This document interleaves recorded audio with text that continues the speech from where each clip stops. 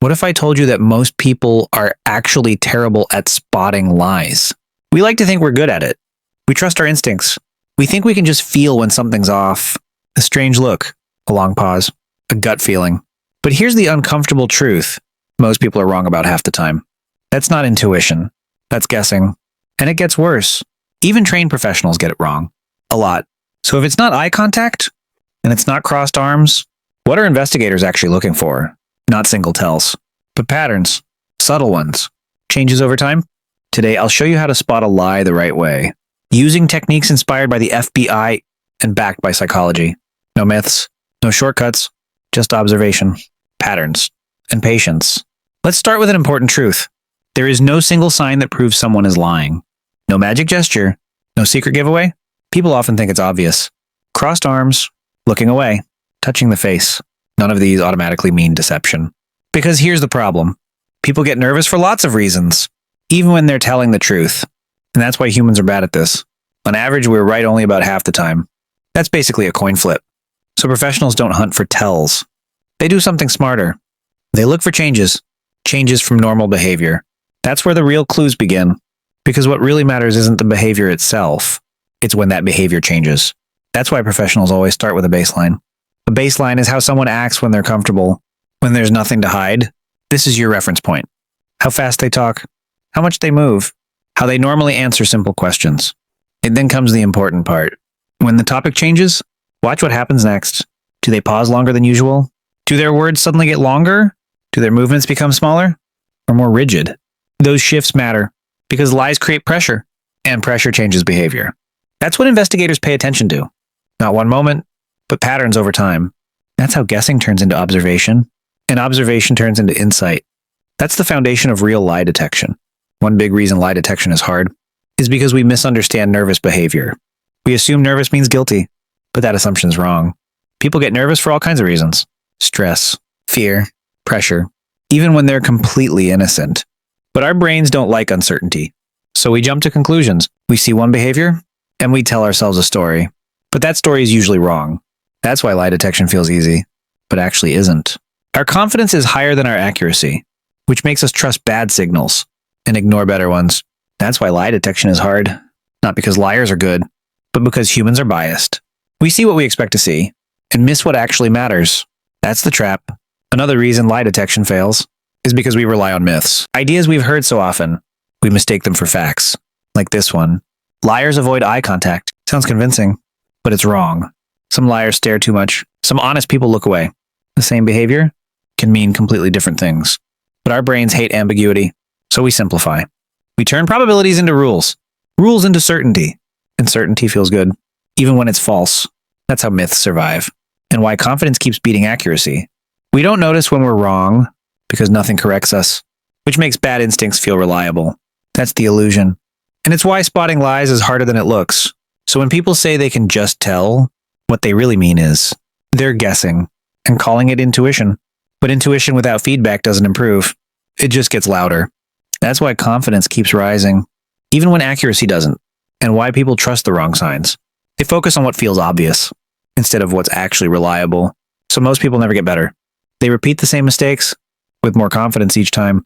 That's why lie detection stays stuck, not because the truth is hidden, but because we look the wrong way.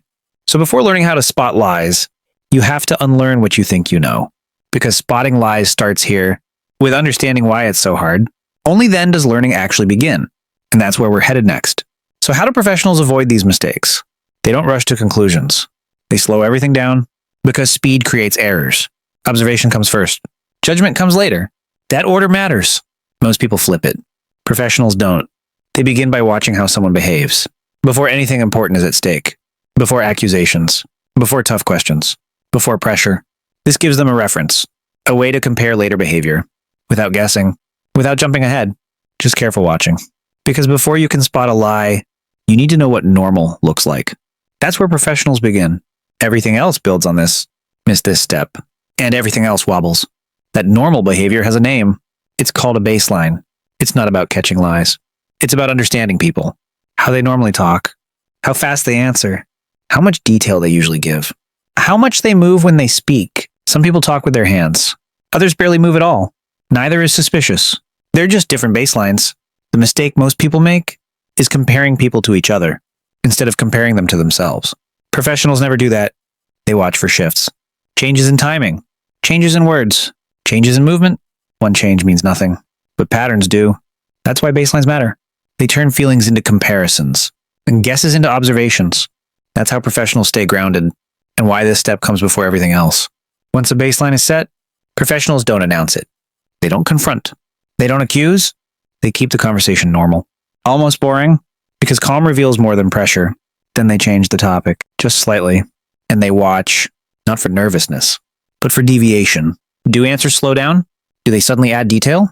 Do movements tighten or freeze? Any one of these alone means nothing, but when several happen together, that's information, not proof, just a signal to slow down. Ask open questions, let them talk, and keep watching, because truth stays consistent, but lies have to adjust. That effort leaves traces. That's what professionals notice. Not drama, not accusations, just patterns, observed over time. That's the professional difference. And now that you understand it, we can move on to specific cues, one at a time, with context, and without guessing. That's what comes next. Let's start with what people say, not the facts, but the delivery, because lies take effort, and effort changes speech. One common shift is over-explaining. Simple questions get long answers. Extra details no one asked for. Timelines, side stories, unnecessary precision, not because they're lying, but because they're trying to sound convincing.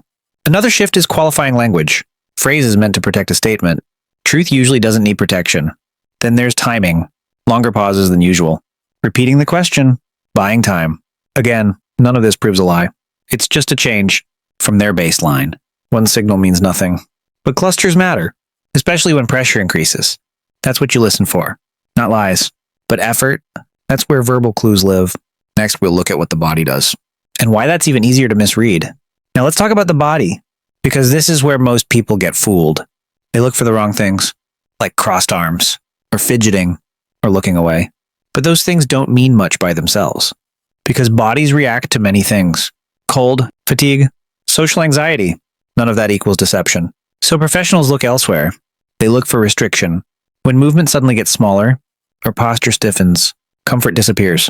Another clue is self-soothing. Touching the neck, adjusting clothes, trying to calm the body.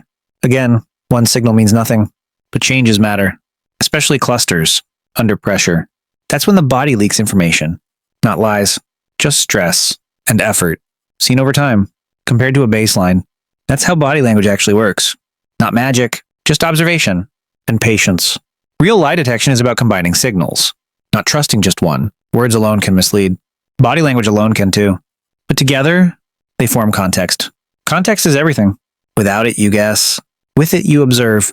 Here's what professionals actually do. They establish a baseline. They apply gentle pressure, and they watch for changes in words and in movement. They don't rush.